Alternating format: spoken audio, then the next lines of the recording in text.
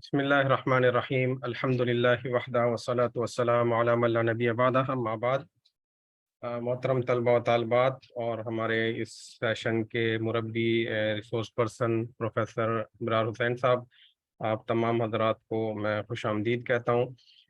ये आज हमारा चौथा और आखिरी सेशन है जिसमें हमने दरख्वास्त की थी प्रोफेसर इमरार साहब से कि वो तलबा के सामने तहज़ीब इस्लामी की निशअत सानिया में समाजी उलूम का किरदार इस मौजू पे गुफ्तगू करें।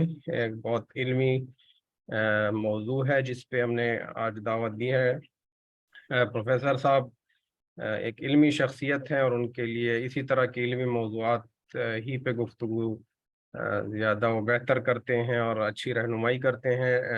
मोहतरम जो हैं असरी और दीनी दोनों उलूम पे माशाअल्लाह दस्तरस रखते हैं, दोनों का बैकग्राउंड रखते हैं। सीएसएस पास करके जॉब स्टार्ट करके उस कैरियर को छोड़ के दोबारा दीनी और इल्मी खिदमात की तरफ आए हैं और सीएसएस के बच्चों को पढ़ाते हैं, लोगों को तैयार करते हैं, दीनी मदारिस चलाते हैं और बड़ी खिदमात हैं। मुझे इनकी गुफ्तगू सुनने का कई बार मौका मिला और बहुत इस्तिफ़ादा किया, तो आज हमारी खुशनसीबी है कि हमने हमारी दरख्वास्त पे वो तशरीफ़ लाए हैं और पाकिस्तान भर के जामियात के तलबा और तालिबात का जो ये कोर्स जारी है, जिसे लाइव जूम पे भी देखा जा रहा है, फेसबुक पे भी है और इसके बाद में रिकॉर्डिंग यूट्यूब पे भी बहुत सारे शुरका देखेंगे। तो मैं बिला मज़ीद ताख़ीर के प्रोफेसर साहब से दरख्वास्त करूँगा कि वो अपनी गुफ्तगू का आगाज़ फरमाएँ। अल्हम्दुलिल्लाहि वहदा वस्सलातु वस्सलामु अला मन ला नबिय्य बअदह अम्मा बाद। मैं हुसैन मालिक साहब का और ये जो ऑनलाइन कोर्स है कि जितने मुंतज़मीन हैं उन सब का तहे दिल से शुक्रगुज़ार हूँ कि आप लोगों ने ये बहुत उम्दा, वक़ी और नफ़ा बख्श सिलसिला ऑनलाइन क्लासेस का शुरू किया है। मैं इसलिए भी शुक्रगुज़ार हूँ कि मुझे आपने तलबा व तालिबात से एक बहुत अहम मौजू पर बात करने का मौका फ़राहम किया। तो हम अपने मौजू पर आते हैं। हमारा जो मौजू है वो है तहज़ीब इस्लामी की निशात सानिया में समाजी उलूम का किरदार। कुछ मौजूआत हैं जो आज मिल्लत इस्लामिया के लिए इंतहाई अहमियत के हामिल, यानी हम तारीख़ के जिस मरहले में इस वक्त हैं और मुस्लिम तहज़ीब जिस सूरत हाल में है और मुस्लिम दुनिया को मजमूई तौर पर जिन हालात का सामना है उनकी निस्बत से बात की जाए तो कुछ मौज़ूआत हैं जो हमारे लिए अहमियत के हामिल भी हैं और ऐसे हैं कि वो फ़ौरी हमारी तवज्जो का तकाज़ा करते हैं। हम उन मौज़ूआत के साथ पूरी संजीदगी और पुरखलूस अंदाज में अंगेज हों। ये मौजू जो हमारा है आज का इस सेशन का, ये मौजू भी ऐसे ही मौजूआत में से है। तो इस मौजू पर अगर आप गौर करें तो इसके 3 बुनियादी पहलू बनते हैं। एक इस्लामी तहज़ीब और दूसरा निशात सानिया और तीसरा समाजी उलूम और उनका किरदार। तो ये तीनों पहलू अपनी अपनी जगह मुस्तकिल मौज़ूआत, यानी इस्लामी तहज़ीब बहस का एक मुस्तकिल मौजू है और निशात सानिया ये भी, और समाजी उलूम, ये सब पहलू इस मौजू के या इस मौजू की ये तमाम जहतें, तीनों जहतें अलग अलग मुस्तकिल मुताले का तकाज़ा करती हैं। तो मैं इस मौजू पर गुफ्तगू करते हुए चाहता हूँ कि हम निशात सानिया के पहलू से शुरू करें। نشاط ثانیہ کا لفظ ہمارے ہاں جب بولا جاتا ہے مسلم تہذیب کے پس منظر میں، مسلم تہذیب کے حوالے سے، تو یہ ذہن میں رہنا چاہیے کہ اسلامی تہذیب کے حوالے سے یہ بالکل ایک جدید اصطلاح ہے جو ہم نے مسلم تہذیب کے لیے بولنا شروع کی ہے۔ یہ بالکل ایک جدید اصطلاح ہے۔ اس سے پہلے یعنی دور جدید سے پہلے مسلم تہذیب کے حوالے سے اگرچہ مسلمانوں کو اپنی تاریخ میں کئی دفعہ اپس اینڈ ڈاؤنس کا سامنا تو کرنا پڑا، مسلم تہذیب کو بھی بڑے بڑے حادثات سے بھی گزرنا پڑا، لیکن اس طرح کی اصطلاح ہم نے استعمال نہیں کی پہلے۔ ہماری جو اصطلاحیں ہیں وہ ہیں احیاء، تجدید۔ ہم ان اصطلاحات میں اس مفہوم اور اس معنی کو ادا کرتے چلے آئے۔ دور جدید میں ہم نے یہ اصطلاح بنیادی طور پر یورپ سے مستعار لی۔ یورپ میں آپ سب جانتے ہیں کہ یورپ میں نشاط ثانیہ کا ایک عمل ہوا ہے 15ویں-16ویں صدی میں۔ تو میں اس تناظر میں بات شروع کرنا چاہتا ہوں، اور پہلے ہی قدم پر میں یہ واضح کرنا چاہتا ہوں کہ ہم جب نشاط ثانیہ کا لفظ بولتے ہیں تو ہماری دراصل یعنی اسلامی تہذیب کی نشاط ثانیہ جب ہم کہتے ہیں تو دراصل ہماری کیا مراد ہوتی ہے۔ تو یورپین جو نشاط ثانیہ ہے وہ 15ویں-16ویں صدی میں وہ عمل ہوا، اور اس کے جو فوری اسباب اور عوامل تھے وہ ذاتی طور پر میری رائے یہ ہے کروسیڈز اور اسپینش مسلم چینل سے ایک علمی اور تہذیبی اور جمالیاتی اور اخلاقی چیلنج، اور اس کے بعد پھر قسطنطنیہ کی فتح، یعنی فوری سبب جو ہے وہ قسطنطنیہ کی فتح، اور پھر یورپ کا جو داخلی سفر ہے اور عیسائیت اور چرچ کے ساتھ ان کا جو تعامل ہے داخلی سطح پر، یا ان کے سیاسی اور معاشی بحران ہیں اور ان کے فکری پیراڈاکسز، تو انہوں نے بھی کنٹریبیوٹ کیا obviously۔ تو یورپ 15ویں-16ویں صدی میں رینیساں کے عمل سے گزرا ہے۔ اچھا، اب یورپ میں جب رینیساں ہو رہا تھا تو یورپین رینیساں یہ نہیں تھا کہ عیسائیت میں کوئی کمزوری آ گئی ہے اور تاریخی عمل کے نتیجے میں تو ہم نے اس ضعف کو اور اس کمزوری کو دور کرنا ہے اور اسے ڈیکیڈنس سے نکال کر ہم نے ری وائٹلائز کرنا ہے اور اسے ریوائیو کرنا ہے، ایسا نہیں تھا۔ بلکہ یورپ میں عمل یہ ہوا کہ عیسائیت کی جو 1000 سالہ تاریخ تھی 15ویں صدی 5ویں صدی عیسوی سے 15ویں صدی عیسوی تک، اس 1000 سالہ تاریخ کو مائنس کر کے یورپی ذہن نے، یورپی اجتماعی شعور نے، وہاں کے تہذیبی ارادے نے یہ فیصلہ کیا کہ ہم خود کو ریلیٹ کریں گے یونان سے اور روم سے۔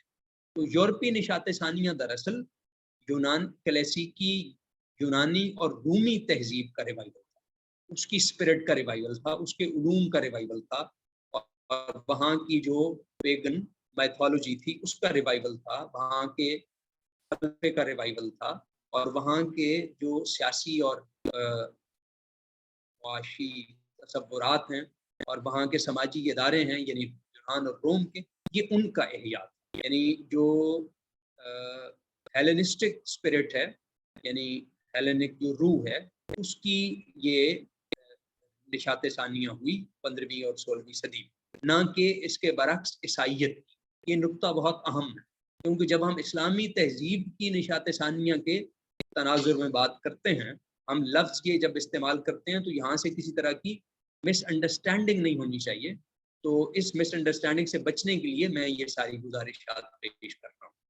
تو یورپ میں تو نشاط ثانیہ کا عمل اس طرح سے ہوا کہ یورپ نے ہیلینک سیولائزیشن کو، یعنی جو گریکو رومن سیولائزیشن ہے، اسے ریوائیو کرنے کا تہیہ کیا، کچھ فوری اور کچھ تاریخی اسباب کے پیش نظر یورپ نے خود کو ری پوزیشن کرنے کی کوشش کی، ری اورینٹ کرنے کی کوشش کی۔ رینیساں بہت ہی غیر معمولی نتائج کا حامل مظہر ہے، یہ بات ذہن میں رہنی چاہیے۔ یعنی اس سے صرف مغربی تہذیب کا جسم نہیں بدلا، بلکہ مغربی تہذیب کی روح بھی بدل گئی۔ پورا آسمان، پوری زمین اور ساری فضا، علوم، قلب शऊर, जमालियात, अखलाक, सब कुछ तब्दीली के तक ट्रांसफॉर्मेशन के प्रोसेस में से गुजरा है। और ह्यूमनिज्म का एक मूवमेंट पैदा हुआ है 15वीं-16वीं सदी। ह्यूमनिज्म को भी समझना चाहिए कि ये बैक वक्त एक सकाफती तहरीक है जिसने यूनान और रोम का रिवाइवल किया है, और उसके साथ साथ ये एक फ़लसफ़ा है, यानी ये इंसान की मरकज़ियत पे खड़ा हुआ फ़लसफ़ा है। यूनान का एक फ़लसफ़ी था, सोफिस्ट था, सुकरात के ज़माने में, उसका नाम था प्रोटागोरस। प्रोटागोरस, तो ये यूनानी फ़लसफ़ी है, सोफिस्ट है। सोफिस्टों के बारे में भी आपको मालूमात होंगी, अगर हैं तो बहुत अच्छी बात है, अगर नहीं हैं तो सोफिज़्म के बारे में आप लोग ज़रूर पढ़ें। जो स्टूडेंट्स आप लोग इस वक्त मुझे सुन रहे हैं, ख़वातीन व हज़रात सब, तो सोफिज़्म के बारे में ज़रूर पढ़ें, यानी जो ग्रीक सोफिज़्म है। उसकी वजह यह है कि इस वक्त आलमी सतह पर जो सूरत हाल है वो पोस्ट मॉडर्न, हम उसे कहते हैं पोस्ट मॉडर्न कंडीशंस, यानी वेस्ट में ये कहा जाता है। तो ये जो पोस्ट मॉडर्न है, ये भी एक तरह से जो सॉफिस्ट लॉजिक है, सॉफिस्ट लॉजिक, ये उसी का की रीवर्किंग है सारी। इस वजह से मतलब ये मत समझिएगा कि ये 2,500 साल पहले की बात मैं कर रहा हूँ और इसकी बस सिर्फ एक तारीखी अहमियत है। इसकी एक तारीखी अहमियत नहीं है, बल्कि इसकी एक कंटेम्प्रेरी सिग्निफिकेंस है। तो इस वजह से मैं ज़रा इस पर मैंने तबसरा कर दिया। तो प्रोटागोरस जो है उसने कहा था, man is the measurement of all things. इंसान ही हर चीज़ का मेयार है, इंसान ही हर चीज़ का सरचश्मा है, इंसान ही हर चीज़ का सोर्स है।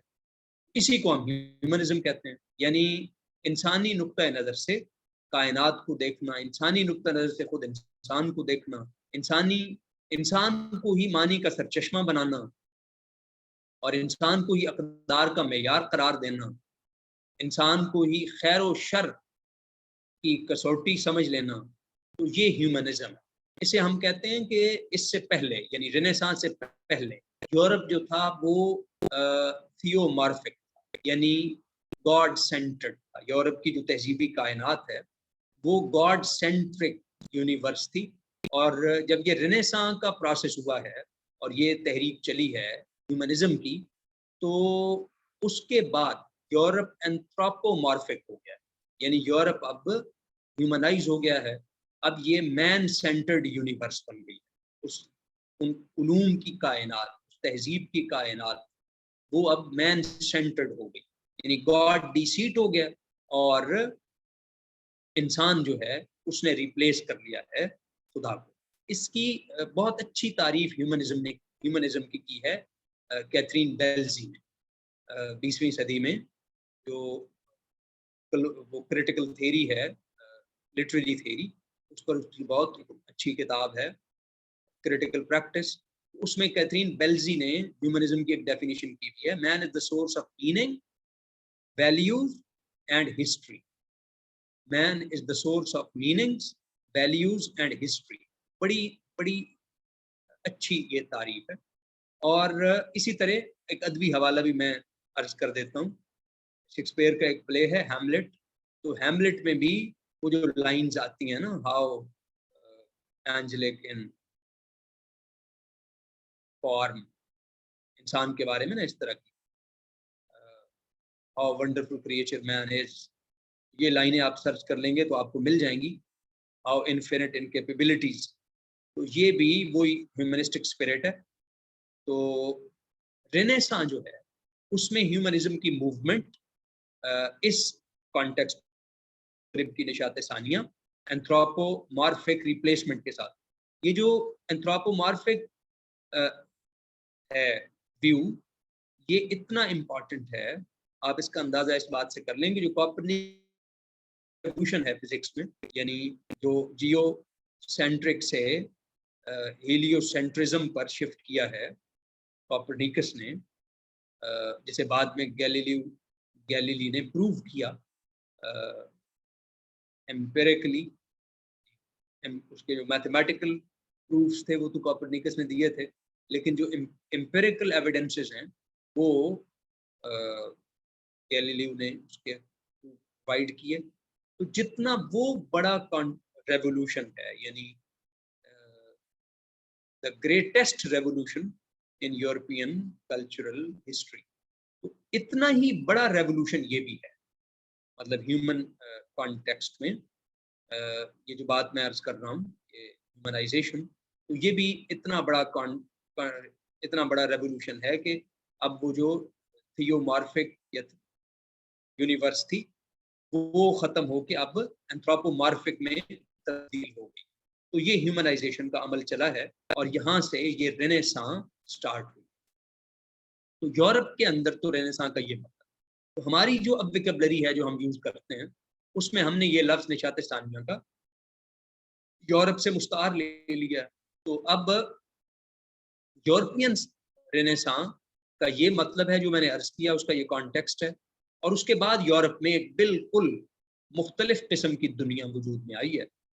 उसके बाद फिर रेनेसां के बाद आपको मालूम है रेफॉर्मेशन है, और उसके बाद फिर एनलाइटनमेंट है। एनलाइटनमेंट में ये पूरा जो प्रोजेक्ट है ये थ्योरेटिकली कंक्लूड हो रहा है, और उसके बाद फिर इसकी बहुत रिगरस एक्चुअलाइजेशन स्टार्ट होती है एनलाइटनमेंट से। तो हमारी मुराद ये नहीं, जब हम इस्लामी तहजीब की निशात सानिया की बात करते हैं तो हमारी आम तौर पर हमारे जो तबकात हैं उसमें मैं ये अर्ज कर देता हूँ कि मुख्तलिफ मफाहीम हैं इसके। एक मफहूम ये होता है कि मुस्लिम तहजीब की निशात सानिया से मुराद है हमारा जो सियासी गलबा था जो ऑटोमन के साथ, यानी आप कह सकते हैं कि बस 19वीं सदी के वस्त तक या 19वीं सदी के आगाज़ तक जो गलबा हासिल था ऑटोमन एम्पायर को, वो ख़त्म हो गया। तो हम उसका रिवाइवल चाहते हैं कि मुसलमानों को सियासी कुव्वत दोबारा से हासिल हो जाए, मुसलमान आलमी जो ऑर्डर है उसे डिफ़ाइन करने लगे हैं, बैनुल अक़वामी कानून उसकी तश्कील मुसलमान करने लगें, और आलमी जो मुआशी ढांचे हैं उसमें मुसलमानों की एक बहुत ही गैर मामूली हैसियत पैदा हो जाए, यानी मुसलमान डिसाइसिव पोजीशन में आ जाएं। तो ये सियासी और मुआशी जो रिवाइवल है ये हमारी मुराद नहीं रेनेसांस से। मतलब मैं जब ये गुजारिशात पेश कर रहा हूँ तो मेरी मुराद महज ये नहीं। जाहिर है कि सियासी और मुआशरती जो क़ुव्वत होती है इसकी कौमों की ज़िंदगियों में, तहजीबों में एक बड़ी मरकज़ी हैसियत है, बड़ी ज़बरदस्त इनकी वैल्यू है, लेकिन इसे हम प्राइमरी कंसीडर नहीं करते, यानी प्राइमरी वैल्यू हम इसे नहीं देते। इसी तरह से बाज़ हमारे तबक़ात के ज़हन में ये होता है कि साइंस और टेक्नोलॉजी में अगर हम गैर मामूली तरक्की कर जाएं तो फिर मुस्लिम तहजीब की निशात सानिया हो जाएगी। तो ये भी प्रॉब्लमैटिक है, यानी साइंस और टेक्नोलॉजी में बहुत ज़्यादा तरक्की करके हम ज़्यादा से ज़्यादा मगरब बन जाएंगे। इसी तरह जो मैंने पहले बात अर्ज की है कि सियासी और मुआशी एतबारात से अगर हम पूरी दुनिया पर गालिब आ जाएं और मुआशी निज़ाम हमारा कायम हो जाए, यानी उसके उसूल व फुरू हमारा बन जाए, और सियासी पॉलिटिकल ऑर्डर है इंटरनेशनल उसे भी अगर हम हेड कर रहे हैं तो फिर ज़्यादा से ज़्यादा यही होगा कि एक और मगरब वजूद में आ जाएगा कल्चरली स्पीकिंग, यानी सिविलाइजेशन के जाविये से एक और मगरब वजूद में आ जाएगा, यानी हम वेस्टर्नाइज हो जाएंगे। फिर बाज़ तबक़ात के जहन में ये होता है निशात सानिया से, मुस्लिम रेनेसां से, इस्लामी निशात सानिया से ये मुराद होती है कि जो मादी डेवलपमेंट है वो हम बहुत अच्छी कर लें तो हम हमारी निशात सानिया हो जाएगी, हम सोशल प्रोग्रेस कर लें तो हमारी निशात सानिया हो जाएगी। इस तरह के जितने भी मफाहीम हैं ये वेस्ट के कॉन्टेक्स्ट में चूँकि रिलेट करते हैं तो ये हमारी मुराद नहीं। अभी मैं आगे चलकर अर्ज करूँगा कि रेनेसां से हमारी मुराद क्या है। जब हम इस्लामी तहजीब की निशात सानिया का नाम लेते हैं और हम ये समझते हैं कि मुस्लिम तहजीब की निशात सानिया होनी है या इसके लिए हमें कोशां होना है, इसके लिए एफर्ट्स करनी है, तो इससे हमारी मुराद क्या होती है या क्या होनी चाहिए, दुरुस्त तनाज़ुर क्या है। तो अभी तक मैंने ये गुजारिशात निशात सानिया के एंगल से की है। ये जो निशात सानिया है यूरोपीय, इसी ने जदीद यूरोप को पैदा किया। के बाद रेवोल्यूशन फिर एनलाइटनमेंट, उलूम वजूद में आए हैं, उलूम की ओरिएंटेशन हुई है, उलूम अपनी एपिस्टेमोलॉजी में बदल गए, उलूम अपनी ओंटोलॉजी में बदल गए हैं, अपनी मेथोडोलॉजी में बदल गए। ये मेरा ख्याल है मैंने पूरी बात अर्ज कर दी। उलूम की ओंटोलॉजी भी बदल गई है, एपिस्टेमोलॉजी भी बदल गई है, बल्कि उलूम ओंटोलॉजी से आप कह लीजिए एपिस्टेमोलॉजी पे शिफ्ट हो। ये मैं दोहरा के अर्ज कर देता हूँ।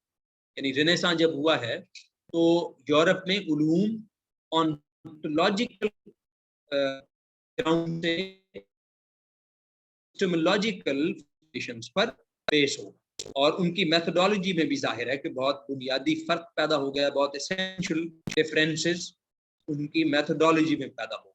मेथोडोलॉजी के हवाले से अगर आपने देखना हो तो आपको फ्रांसिस देखना चाहिए, जिसने कहा था कि इल्म जो होता है वो ही वैलिड है जैसे एम्पिरिकली हम वेरीफाई कर सकते। और इसी तरीके से उसने उलूम के मकासद पर भी बात की थी। उसने कहा था कि the ultimate of all knowledge is to reform human state on earth. जमीन पर इंसानी सूरत हाल को रिफॉर्म करना मटेरियल सेंस में, ये सारे उलूम की इंतहा है। अब ये दीनी तहजीब में उलूम का जो एक सिलसिला होता है उसके लिए बिल्कुल अजनबी बात है। और जो दूसरी बात बेकन ने कही थी एम्पिरिकल वेरिफिकेशन, ये भी इससे भी एक रिडक्शनिज्म पैदा हुआ है और एम्पिरिसिज्म पैदा हुआ है। एम्पिरिसिज्म, ये भी ध्यान में रखें कि एम्पिरिसिज्म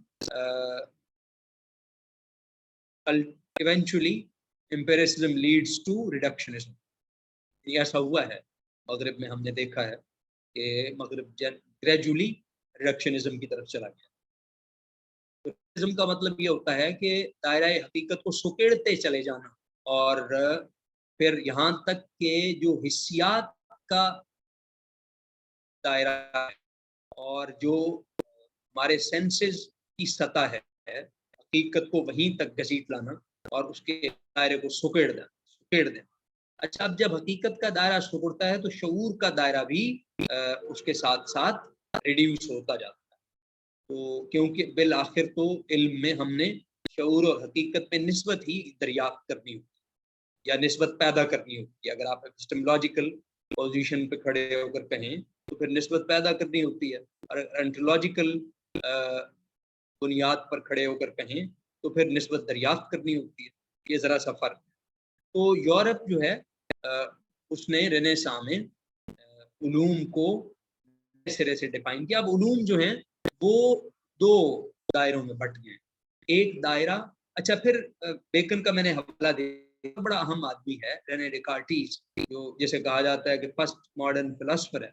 उसकी वो जो डाइकोटमी है, ड्युअलिटी, माइंड डाइकोटमी, उसने कहा कि रूह अलग, जिस्म अलग, दुनिया अलग, आखिरत अलग, मादा अलग, खुदा अलग, इनके दरमियान कोई कॉरेस्पॉन्डेंस नहीं है, इनके दरमियान कोई रब्त नहीं, और ये दो अलग दुनियाएं हैं।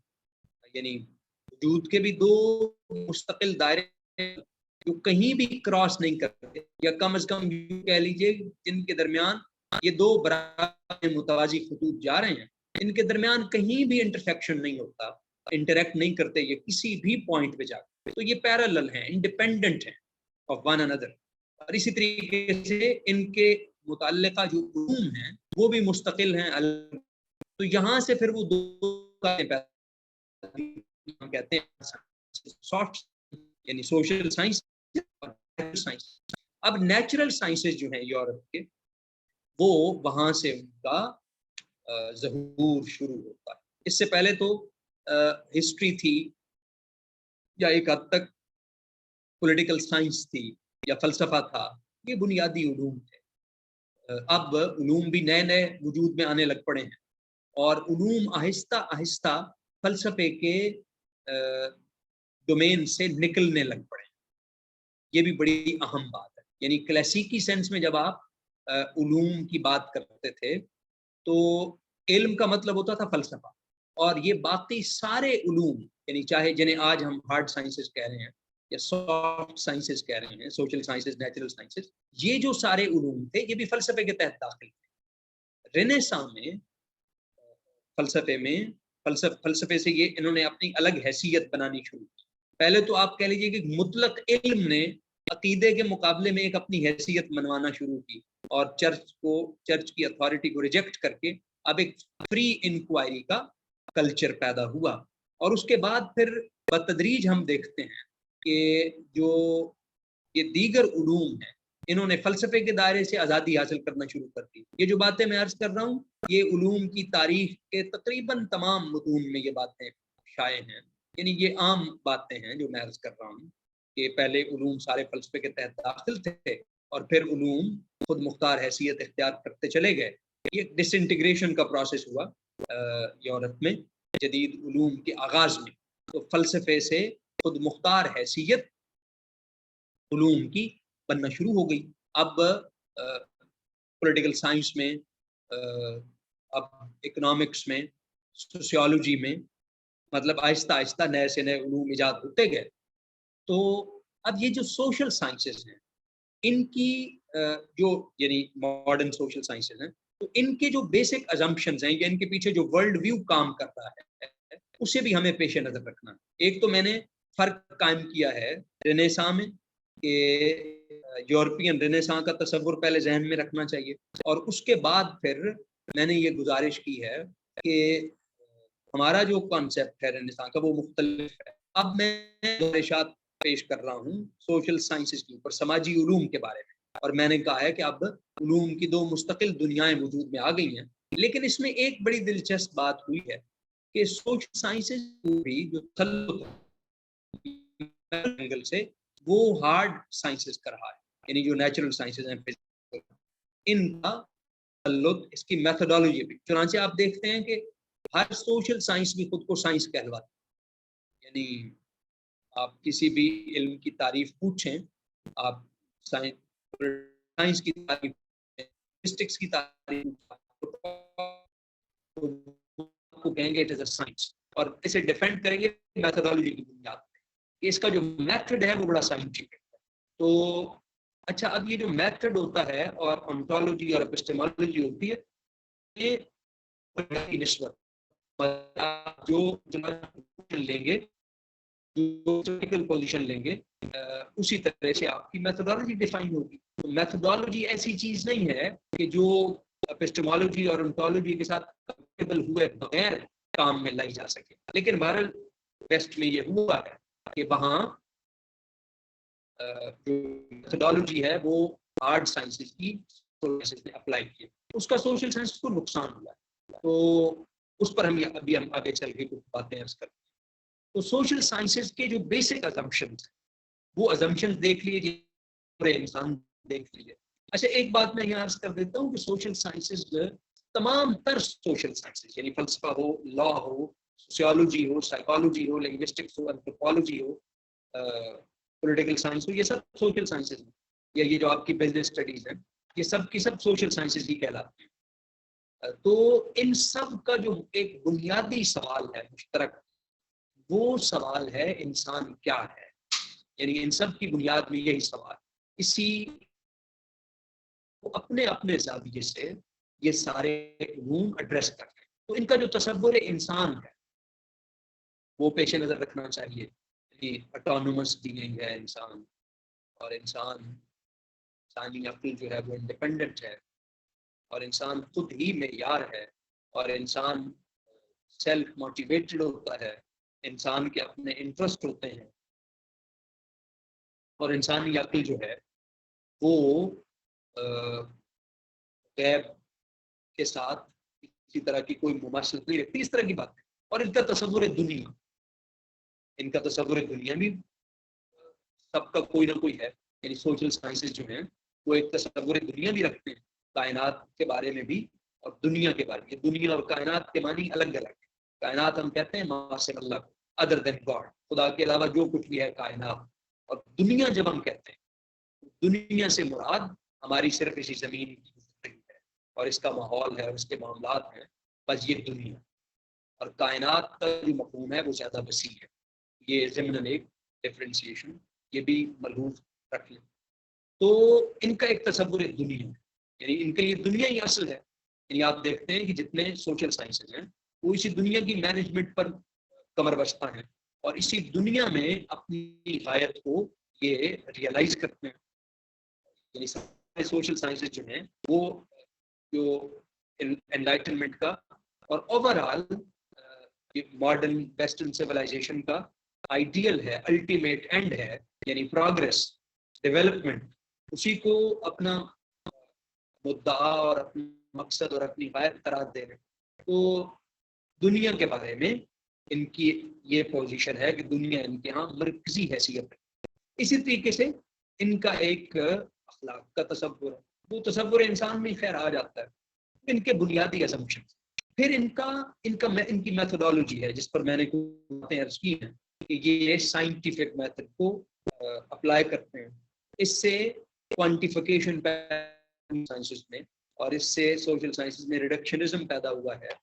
اس سے سوشل سائنسز جو ہیں وہ ان کی اور ان کا جو معروض ہے، یعنی انسان کا مطالعہ کر رہے ہیں، کسی نہ کسی حوالے سے معاشرے کا مطالعہ کر رہے ہیں، اس میں کچھ ڈسپیرٹیز پیدا ہیں۔ اسی وجہ سے 1960 اور 70 کے بعد سے خود مغرب میں بھی سوشل سائنسز بحران کا شکار ہے۔ یعنی یہ بھی آپ کے علم میں ہونا چاہیے کہ سوشل سائنسز کی جو صورتحال ہے وہ بھی اس طرح کی ہے کہ وہاں بھی خاص کر کے اس کی میتھڈالوجی پر بڑے بنیادی سوال ہیں۔ پورا پوسٹ ماڈرنزم آپ اٹھائیں تو آپ کو اندازہ ہو جائے گا کہ پورا جو انلائٹنمنٹ پروجیکٹ ہے اور اس کے متعلق علوم ہیں اور اس کی میتھڈالوجیز ہیں اور بڑے بڑے دعوے ہیں اٹانومی کے بارے میں، ہیومن اٹانومی کے بارے میں، کہ انسانی ذہن اٹانومس ہے، انڈیپینڈنس کے بارے میں اور ترقی کے بارے میں، نیریٹیوز کے میٹا نیریٹیوز کے بارے میں، یہ سب چیزیں جو ہیں یہ پوسٹ ماڈرن میں آ کر یہ کوشچن ہوئی ہیں اور پرابلمٹائز ہوئی۔ تو اس سے سوشل سائنسز ایک کرائسس کا شکار ہوئی اور سٹل ہیں۔ تو یہ صورتحال بھی یعنی مغرب میں علوم کی صورت ہے وہ ہمیں پیش نظر رکھنی۔ اچھا، پھر یہ جس طریقے سے اگر آپ الگ الگ علوم کی بات کریں تو جائزہ بھی سرسری سا ایک جائزہ ہم لے لیتے ہیں۔ مطلب اگر آپ اکنامکس پر بات کریں، ساری اکنامکس جو ہے وہ کیپٹلزم کو ڈیل کر رہی ہے مغرب میں، یعنی مغرب کا جو انر ڈائلیکٹکس ہے اسے میں سردست نظر انداز کروں، یعنی سوشلزم ہو یا کیپٹلزم ہو، اسے ہم سردست میں تفصیل میں ہم نہیں جا رہے، یہ ہمارا موضوع نہیں ہے۔ میں اجمالی باتیں کر رہا ہوں اور بحث کر رہا ہوں۔ تو اس میں جو ہے وہ کیپٹل فوکسڈ ہے۔ اب وہ کیپٹل جس بھی انداز سے فوکسڈ ہو، یہ سردست ہماری بحث نہیں۔ تو اسی طریقے سے ڈیمانڈ اینڈ سپلائی پر وہ بیس کر رہا ہے۔ تو پوری جو اکنامک ایکٹیویٹی ہے اس کا حاصل کیا ہے؟ اس کا حاصل یہ ہے کہ مارکیٹ کو مینیج کیا جائے اور دنیا سال کو پہنچ گئی ہے، یعنی جس طرح کی کنسنٹریشن آپ دیکھتے ہیں دنیا میں ویلتھ کی کنسنٹریشن، تو یہ اس وقت ظاہر ہے کہ بہت بڑا مسئلہ ہے اور دنیا میں ڈیپریویشن بہت بڑھ گئی ہے، یعنی انپریسیڈنٹڈ ہے انسانی تاریخ۔ اس وقت آپ کو معلوم ہی ہے کہ ترقی یافتہ دنیا میں 90% کے لگ بھگ لوگ ڈپرائیوڈ، یعنی ان کے پاس اونرشپ نہیں ہے، ان کے پاس، اور چند فیصد لوگ ہیں جن کے پاس بڑی بڑی دولت، یعنی اتنی بڑی بڑی دولتیں جو 10-12 ملکوں کے جی ڈی پی کے برابر ہے۔ تو ظاہر ہے کہ اس کا کوئی سبب ہے نا۔ تو یہ ساری جو مینجمنٹ ہے یہ اکنامکس کر رہی ہے۔ اسی طریقے سے آپ اگر پولیٹیکل سائنس میں آ جائیں، جو اسٹیٹ کرافٹ کا علم ہے، اس میں اتنی زیادہ لیگلائزیشن اور انسانی فرد کے لیے بالکل ہی جو سپیس ہے وہ ختم ہو گئی۔ ایک مطلب وہ جس طرح میشل فوکو نے کہا تھا نا کہ ایک وہ پیناپٹک سوسائٹی وجود میں آ گئی ہے، یعنی ایک جیل کے ماڈل پہ بنی ہوئی سوسائٹی وہ وجود میں آ گئی ہے۔ بلکہ آپ کیوں کہہ لیجئے کہ ان پرنسپل سوسائٹی موجود ہی نہیں رہی، یعنی یہ اتنی ٹیکنالوجائزڈ اور اتنی لیگلائزڈ سوسائٹی وہ سوسائٹی تو نہیں کہلاتی۔ سوسائٹی کی بنیاد تو ہوتی ہے اقدار پر، اور اقدار جو ہوتی ہیں وہ آزاد ارادے کا تقاضا کرتی ہیں، کیونکہ انسان کا کوئی بھی عمل جو آزاد عمل نہیں ہے، یعنی جو اختیاری عمل نہیں ہے، وہ اخلاقی عمل نہیں۔ یہ ملحوظ رکھیں، اس بات کو پیش نظر رکھیں۔ تو جہاں جس معاشرے میں اقدار کی بنیاد پر ایک آزاد عمل موجود نہ رہے، اسے ہم کچھ بھی کہہ سکتے ہیں، اسے ہم انسانی معاشرہ نہیں کہہ سکتے. یعنی اسے آپ کوئی فارم کہہ لیں، چلیں آپ اس کی وہ سے فالو کرتے ہوئے اینیمل فارم میں کہیں، وہ ناولسٹ کا نام میرے ذہن میں نہیں آ رہا، تو ہے تو بڑا مشہور، تو اینیمل فارم میں کہیں، آپ ہیومن فارم کہہ لیں. مطلب یہ ہے کہ آپ اسے بہرحال سوسائٹی نہیں کہہ سکتے. تو یہ پولیٹیکل سائنس کا اینڈ ہمارے سامنے ہے. اسی طریقے سے آپ یہ جو اسٹڈیز ہیں، فیمنزم کی اسٹڈیز اس طرح کی، تو اس میں بھی آپ کو آپ جانتی ہیں کہ اس کے کیا ڈیبیٹس ہیں اور کیا اس کے پرابلمس ہیں. فلسفہ خود بحران کا شکار ہے. تو اسی طرح لنگوسٹکس، سائیکالوجی آپ دیکھ لیں کہ جدید سائیکالوجی جو ہے وہ اسٹارٹ ہی ڈٹرمنزم کے ساتھ ہو رہی ہے، یعنی انسانی شعور ڈٹرمنٹ ثابت ہوتا ہے. اسی طرح آپ لنگوسٹکس کو دیکھ لیجئے، وہاں بھی انسانی شعور ڈٹرمنٹ ثابت ہو رہا ہے. بلکہ وہاں اس سے بھی زیادہ خطرناک بات ہوئی ہے، وہ یہ ہوئی ہے کہ لفظ اور معنی کا جو تعلق ہے اس کے لزوم کا انکار کر، یعنی جو ماڈرن لنگوسٹس ہیں وہ انسانی شعور اور معنی اس کے تعلق کو وہ اتفاقی کہتے ہیں، یعنی آربیٹریری کہتے ہیں، اس کا کوئی منطقی لزوم نہیں ہے.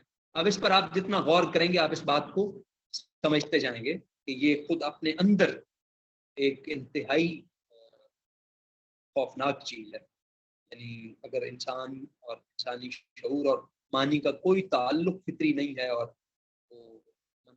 نہیں ہے اور لازمی نہیں ہے، تو یہ بہت خوفناک بات ہے. پوسٹ ماڈرنسٹ جو ہیں یا پوسٹ اسٹرکچرلسٹ وہ اسے آرگیو کر چکے ہیں کہ انسان کی شعور کی دسترس میں معنی کبھی بھی نہیں آتے. تو یہ پوری ایبسرڈائزڈ کنڈیشن ہے. جو سماجی علوم ہے، میں نے چند ایک پر تبصرہ کر دیا ہے، ان کے یہ ازمپشنز ہیں، ان کی یہ میتھڈالوجی ہے اور ان کا یہ بحران ہے جس کی طرف میں نے اشارے کیے ہیں، ریڈکشنزم وغیرہ کی طرف اور کوانٹیفیکیشن کی طرف. تو یہ بحرانوں میں گھرا ہوتا ہے. تو اب یہ دوسرا پہلو تھا ہماری گفتگو کا. پہلا تھا نشات ثانیہ اور دوسرا یہ میں نے سماجی علوم پیش کرتی ہیں. اب اسلامی تہذیب باتیں کریں، پہلو ہیں ہمارے موضوع کے، اس پر ہم بات کر لیں گے. اپنے سوال اسلامی تہذیب کی نشات ثانیہ میں سماجی علوم کا اس کے بعد سوال پیدا ہو. اسلامی تہذیب کی نشات ثانیہ خود اس میں یہ امپلائڈ ہے، یہ سمجھ میں آ رہا ہے کہ اسلامی تہذیب جیسے پہلے بہت عروج پر تھی اور اسے بڑا غلبہ حاصل تھا، اور پھر اس کی ڈیکیڈنس ہو گئی، اس کا ڈکلائن ہو گیا، اور اب دوبارہ سے اسے ریوائیو کرنا مقصود ہے. یہ اس میں پوشیدہ ہے. تو اب ذرا اسلامی تہذیب کے اوپر میں چند باتیں عرض کرتا ہوں، وہ بھی میرا خیال ہے کہ ضروری ہیں. اچھا، تہذیب ہم کہتے کسے ہیں؟ سب سے پہلے تو آپ یہ دیکھ لیجیے، ہم کہتے ہیں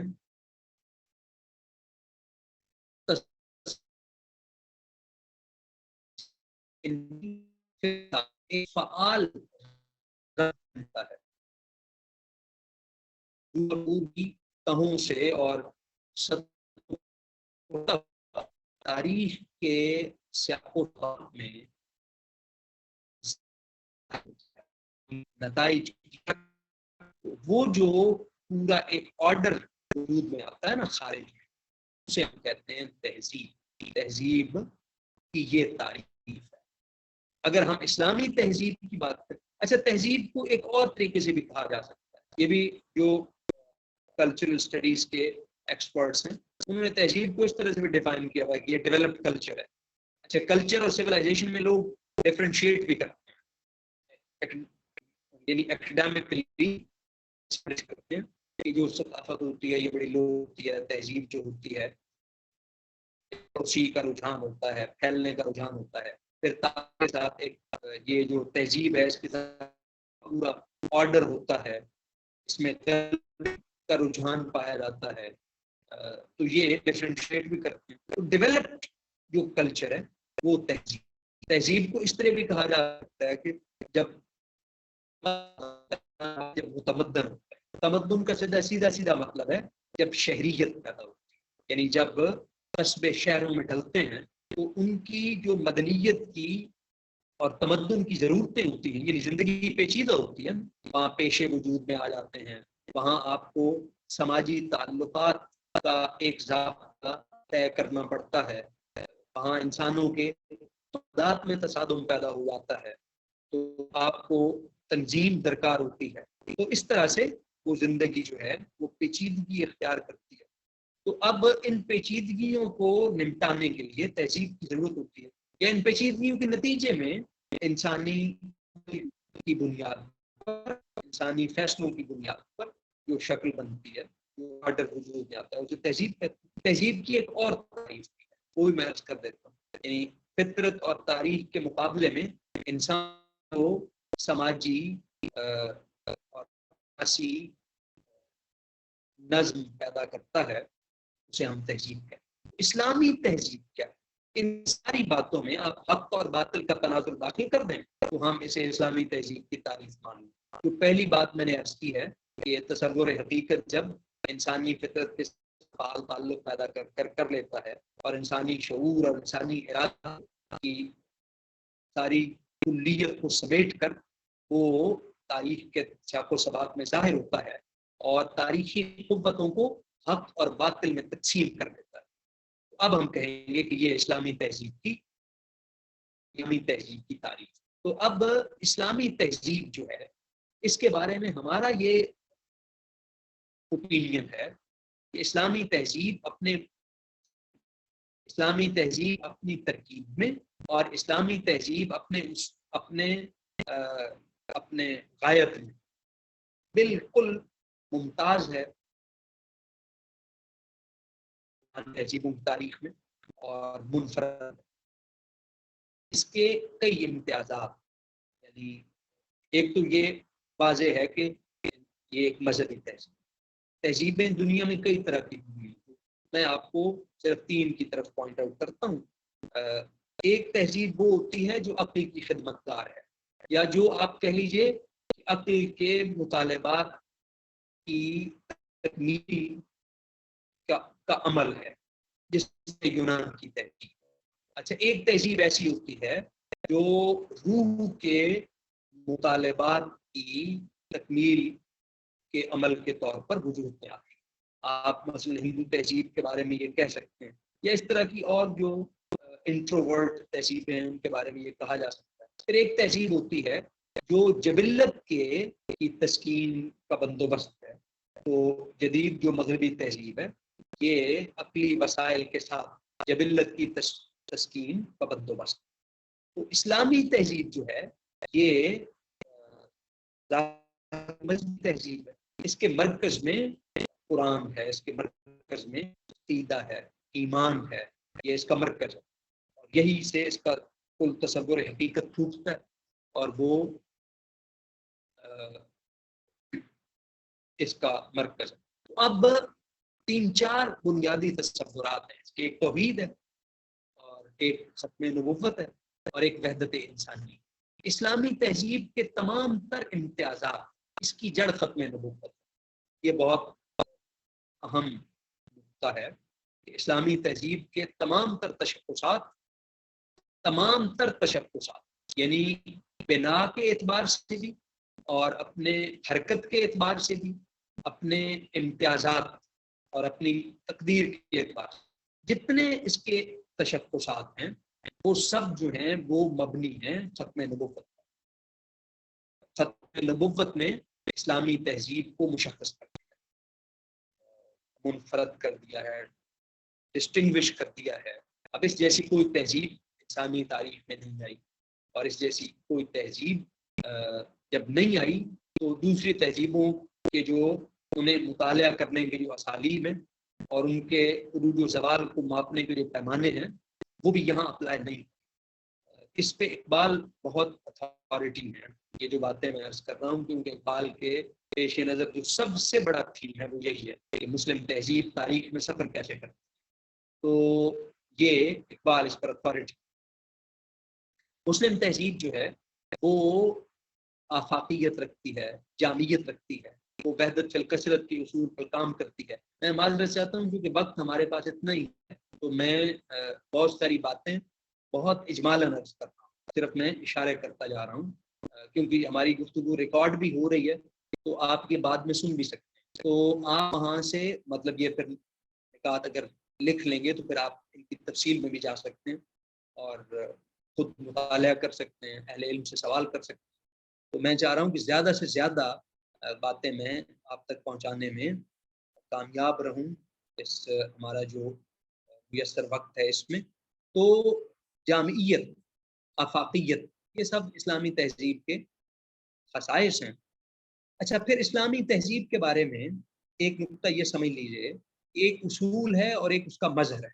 इस्लामी तहजीब अपने मज़ाहिर में कसीर है और अपने उसूल में वाहिद है। इसी को हम वहदत फिल कसरत कहते हैं, यानी इंसानी फितरत, इंसानी काबिलियतें, इंसानी नस्लें, इंसानी ज़बानें, जोग्राफिए, इन सब में तनव्वुर, यानी फितरत इंसानी तनव्वुर रखती है ना ज़रूर के एतबार से। तो मुस्लिम तहजीब में भी मज़ाहिर वो तनव्वुर मौजूद है, लेकिन मुस्लिम तहजीब अपने उसूल में वाहिद है। वही बात है जिसकी मैंने अर्ज़ किया, तौहीद ये मरकज़ है। तो अब मुस्लिम तहजीब के जो मज़ाहिर, तहजीब का उसूल और तहजीब का मज़हर, इस या मज़ाहिर, इनके दरमियान वही निस्बत होती है जो इंसानी रूह और इंसानी जिस्म है। आपको मालूम है कि रूह चूँकि बसीत हकीकत है, यानी रूह सिंपल है ना, तो कंपाउंड नहीं है, यानी ये बसीत है।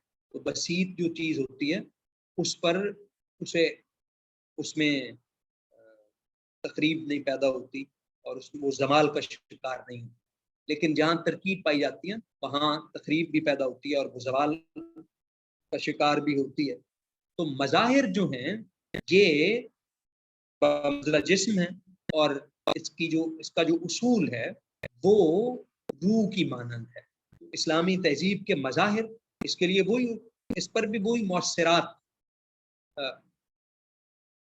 इफेक्ट करते हैं जो जिस तरह इंसानी जिस्म तगय्युर का शिकार होता है, बीमारी का शिकार होता है, बुढ़ापे का शिकार होता है, फना हो जाता है। तो इस्लामी तहजीब के जो मज़ाहिर हैं उनकी सतह पर तगय्युर बर्पा होता है, तारीखी अवामिल असरअंदाज होते हैं। तो मुस्लिम तहजीब के कई मज़ाहिर वजूद में आते हैं और उसमें तब्दीलियाँ पैदा होती हैं, वो इज़्मिलाल का शिकार भी होते हैं, ज़वाल आमादा भी होते हैं। तो मुस्लिम तहजीब अपने मज़ाहिर की सतह पर ज़वाल आमादा होती है, अपने उसूल की सतह पर ये ज़वाल आमादा नहीं होती, क्योंकि हर तहजीब ज़वाल आमादा नहीं होती, यानी वही तहजीब, हर वो तहजीब नहीं कहना चाहिए, वो तहजीब ज़वाल आमादा नहीं होती जो हरकत और सुकून दोनों को अपने अपने मकाम पर रख कर सकते। आप गौर कीजिए कि इस्लामी तहजीब में हरकत और सुकून दोनों के उसूल हैं, और ये इसका सबब अगेन मैं अर्ज करूंगा कि इसका सबब खत्म नबुव्वत है। इकबाल ने इस पर बहुत ज़बरदस्त बहस की है, रिकंस्ट्रक्शन, और इकबाल ने कहा है कि ये हमारे यहाँ जो तजदीद का इदारा है ये हमारा उसूल हरकत, और ख़त्म नबुव्वत इसका सबब है। खत्म नबुव्वत ना होती तो तजदीद भी ना होती, तो या और इज्तिहाद भी ना होता। ये जो तजदीद व इज्तिहाद है ये असल में खत्म नबुव्वत की वजह से है। तो ये हमारा उसूल हरकत है जो बदलती हुई सूरत हाल में दीन को रेलेवेंट रखता है, दीन को सूरत हाल पर गालिब करके, यानी मगलूब करके नहीं। ये बात भी अच्छी तरह ज़हन नशीन कर लेनी चाहिए कि दीन को मगलूब करके नहीं, उनको गालिब रख के सूरत हाल से गैर मुताल्लिक किए बगैर, ये भी इस वक्त हमारे सामने बहुत बड़ा मसला है। और हम ये जो आज की कोशिश कर रहे हैं ये इसीलिए कर रहे हैं कि हम अपने बुनियादी उसूलों की रेलेवेंस दरियाफ्त कर सकें मुआसिर दुनिया में, तहजीबी सतह पर भी और दीगर सतहों पर। तो मैं ये अर्ज कर रहा था कि इस्लामी तहजीब अपने मज़ाहिर में मुतनव्वे है, मुतगय्यर है, और अपने उसूल में वाहिद है और मुस्तकिल है। इक़बाल का एक शेर है, ज़ाहिर इनक़िलाब हर दमे बातें नहीं हुआ तगय्युर बेगमे, कि ये जो जहान कुरान है इसका ज़ाहिर हर घड़ी ہر لہجہ متغیر ہے اور اس کا باطن ہر طرح کی تبدیلی سے پاک ہے، ماورا ہے۔ یہ جاوید نامہ کا شعر ہے، جہاں جاوید افغانی سے اقبال جہاں قرآن پر کچھ باتیں کہلواتے ہیں، اس میں ایک شعر یہ بھی۔ اس کے علاوہ بڑے عمدہ شعر اقبال نے ان حوالوں سے کہے ہوئے ہیں۔ نظم ہے اقبال کی مدنیت اسلام، یہ ضرور دیکھنی چاہیے موقع ملے تو۔ مدنیت اسلام، مدنیت اسلام میں اقبال نے ایک شعر بہت عمدہ کہا ہوا ہے۔ وہ شعر یہاں یہ ہے، اقبال اس میں کہتے ہیں کہ طلوع ہے صفت آفتاب اس کا غروب، اسلامی تہذیب جو ہے طلوع ہے صفت آفتاب اس کا غروب، یگانہ اور زمانہ گونا گون۔ یہ یگانہ ہے جو ابھی میں بات کر رہا تھا، اقبال نے ایک اور جگہ بھی کہا ہے نا، خاص ہے ترکیب میں قوم رسول ہاشمی، یہ یگانہ ہے اور یہ متنوع ہے، گونا گون ہے۔ اس کی اس طرح اقبال نے کہا نا، ہر لہجہ ہے مومن کی نئی آن نئی شان، تو مسلم تہذیب بھی نئی شان سے ظاہر ہوتی ہے۔ تو یہ اقبال کا وہ شعر ہے، کریں اہل نظر تازہ بستیاں آباد، میری نظر نہیں سکوفہ و بغداد۔ یا اقبال کا قرآن شریف کے بارے میں جاوید نامہ کا ہی غالباً شعر ہے، یا اسرار خودی کا، اس پر مجھے مطلب میں اس پر کلیئر نہیں ہوں کہ یہ اسرار خودی کا شعر ہے، یہ جاوید نامہ کا شعر ہے، لیکن بہرحال اس میں اقبال کہتے ہیں صد جہان تازہ در آیات تھے، اس کی آیتوں میں کئی سو نئے جہان پوشیدہ ہیں، اثرہا پیچیدہ در آنات اس کی آنوں میں کتنے ہی زمانے چھپے ہوئے ہیں، پیچیدہ ہیں، لپٹے ہوئے ہیں۔ اور آگے کہتے ہیں کہ چون کہن گردد جہان در برش، ان کے تسلط میں آیا ہوا جہان جب قرآن نہ ہو جاتا ہے، قرآن کیا کرتا ہے؟ دیدہت قرآن جہان دیگرش، قرآن ایک اور جہان سامنے، حدیث شریف میں آتا ہے لا تنقضی عجائب، قرآن کے جو عجائب ہیں وہ کبھی ختم نہیں ہوں گے۔ یہ جو مسلم تہذیب ہے نا، اس کے مختلف مذاہب یہ بھی قرآن کے عجائب۔ تو یہ اسلامی تہذیب کے بارے میں یہ بنیادی چیزیں پیش نظر ہیں۔ پھر اسلامی تہذیب کا ایک اصول تعامل ہے دوسری تہذیبوں کے ساتھ۔ اب ہم اپنے مقصد اور مدعا کے بہت قریب پہنچے۔ اسلامی تہذیب کا ایک اصول تعامل ہے، ایک پرنسپل آف انٹریکشن ہے ود ادر سیولائزیشن۔ تو اصول تعامل یہ ہے کہ اسلام جب علوم کی سطح پر اور تہذیب کی سطح پر دوسری کمیونٹیز کے ساتھ انٹریکٹ کرتا ہے تو انہیں متاثر کرنے کے، ان کے ساتھ انگیج ہونے کے کئی اسالیب ہیں، ان پر سر دست میں بحث نہیں کرتا۔ یعنی اسلام کا جو تعامل ہے دیگر مذاہب کے ساتھ اور دیگر تہذیبوں کے ساتھ، اس کے کئی پیٹرنز ہیں، کوئی ایک پیٹرن نہیں ہے، اور یہ مطالعے کا بہت ہی دلچسپ موضوع۔ دوسری تہذیب کے ساتھ کس طرح انٹریکٹ کرتا ہے، یا اسلام نے اپنی تاریخ میں کس کس اسلوب کے ساتھ دوسری تہذیبوں کے ساتھ انٹریکٹ کیا ہے، کیا پیٹرنز ہیں اس کے، وہ کافی ہیں، تو اس پر ہم نہیں جا رہے۔ اسلام خود کس طرح دوسری تہذیبوں کے ساتھ انٹریکٹ کر کے اخذ کرتا ہے چیزیں، تو اس میں اسلام کا طریقہ یہ ہے کہ ان مقابل تہذیب کی اقدار کو، اس کے اداروں کو، اس کے علوم کو اس کے تصور حقیقت سے کاٹ دیتا ہے، اور اس کے تصور حقیقت سے کر اسے اپنے تصور حقیقت کے تابع کر دیتا ہے۔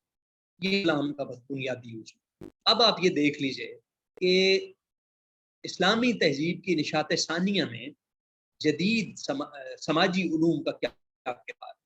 اب میں نے آپ کے سامنے سماجی علوم کے بارے میں بنیادی باتیں عرض کی ہیں، نشات ثانیہ کا تصور بھی رکھ دیا ہے، اور نشات ثانیہ کے بعد میں نے تہذیب پر بھی بات کر دی ہے، اور یہ ذرا یہاں پیش نظر رکھیں کہ نشات ثانیہ کے جو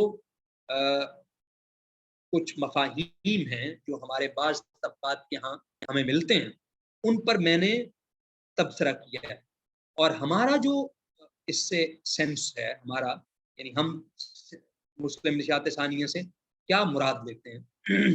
ہم مراد لیتے ہیں کہ ہماری جو آج کی صورتحال ہے، ہمارے آج کے معاملات ہیں، ہماری زندگی اپنی پوری کلیت، یہ جو خیر القرون ہے،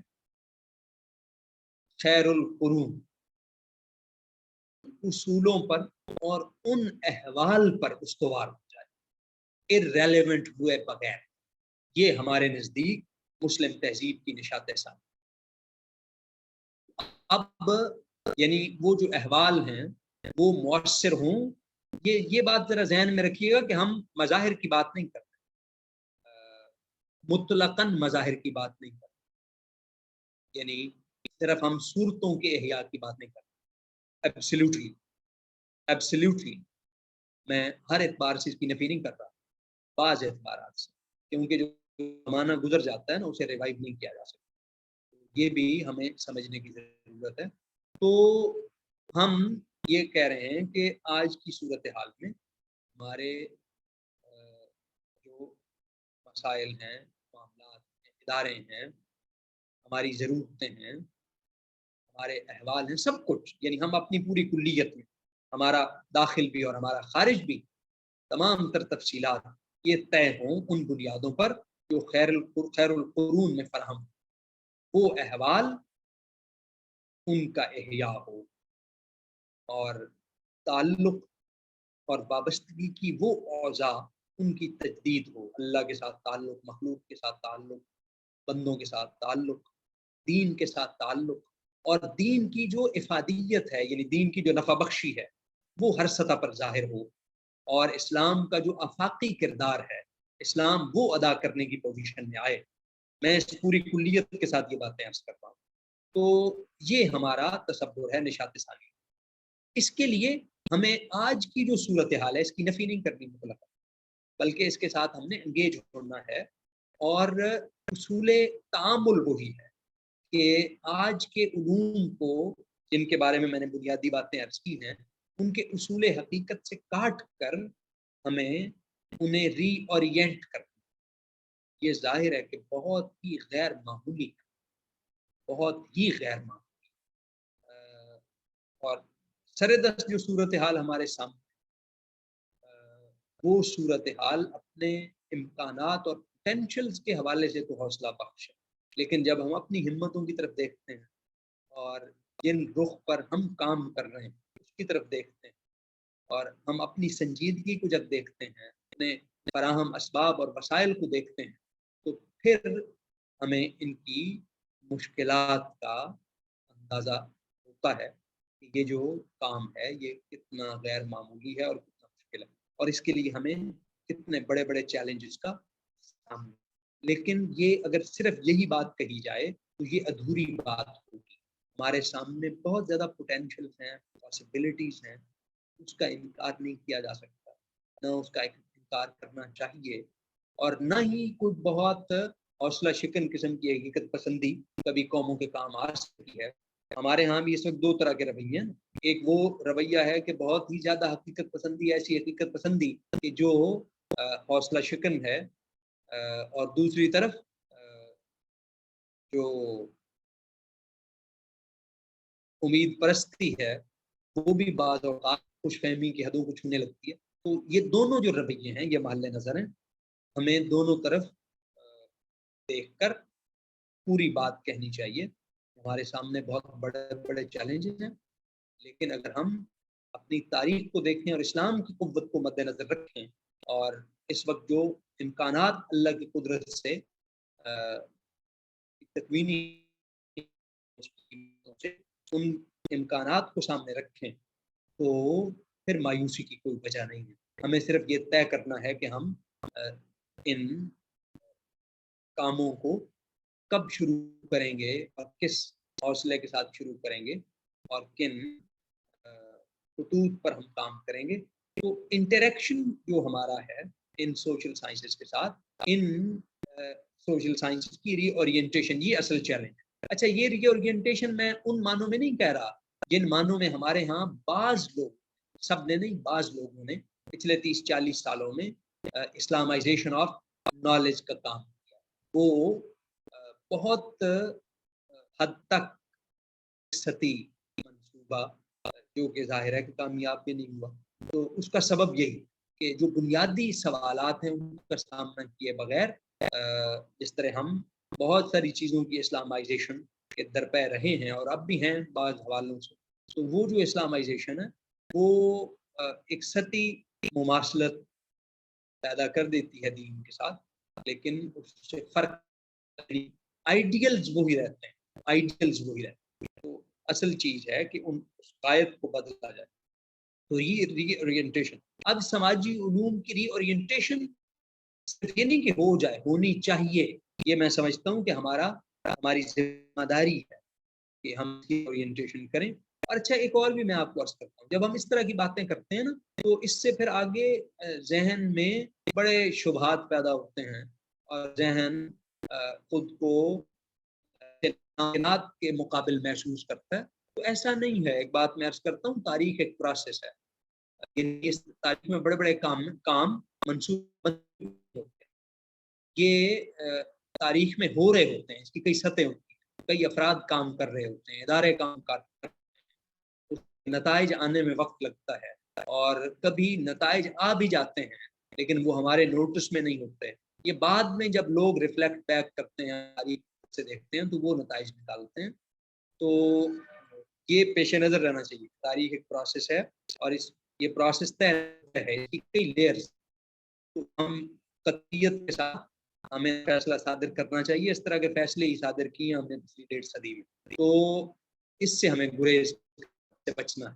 तो हमें रीओरिएंटेशन करनी पड़ेगी जदीद सोशल साइंसेस के। तो उसकी हमें हमारी निशात सानिया में इसकी इफादियत ये है, इसका किरदार ये है कि एक तो हम अपनी मौजूदा सूरत हाल को समझ पाएँ और इस दौरे इस्तेमार में हमारा जो मतलब है कि हमारे शऊर की, हमारे खारिज की सतह पर तहजीब मसख होने के जिस अमल से गुजरी, हमारा इरादा इससे जिस तरह हुआ है, उस सब को मेरा ख्याल है कि हमें रीथिंक करने का मौका मिलेगा और जो हमारी सूरत हाल है इसके फहम में की जो नफ्सियाती और तहजीबी वो बन गई हैं, उसका लिहाज, तो उस हिसाब से भी समाजी उलूम जो हैं ये कारामद हो सकते हैं। फिर कभी मौका मिला तो मैं इंशाल्लाह आपके सामने ये अर्ज करूँगा कि हमारे जो मौजूद उलूम हैं, हमारे रिवायत के जो उलूम हैं, उनका इस इंटरेक्शन अक्स में क्या किरदार हो सकता है। मेरा ख्याल है कि मैंने ज़रूरी बातें अर्ज कर दी हैं।